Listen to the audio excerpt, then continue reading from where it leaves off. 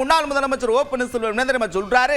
சட்டத்தை வளைத்து திட்டம் போடலாம், கழக சட்ட விதியை மாற்றி வட்டமும் போடலாம், தொண்டர்களின் உரிமைகளை பறித்துவிட்டு தொண்டைகளிய கத்தலாம், கட்சியை கைப்பற்றலாம். ஆனால் வெற்றி பெற முடியுமா என்றால் இல்லை.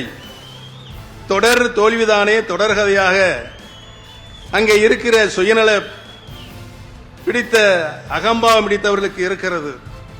இனியும் அவர்கள் தோல்வி தொடர்ந்து கொண்டேதான் இருக்கும்.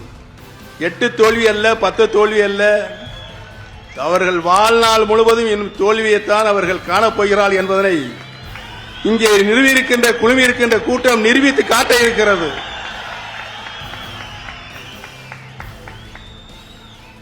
எம்ஜிஆர் ஆரம்பித்த அதிமுக இன்று இல்லை, அம்மா வளர்த்த அதிமுக என்றும் இல்லை.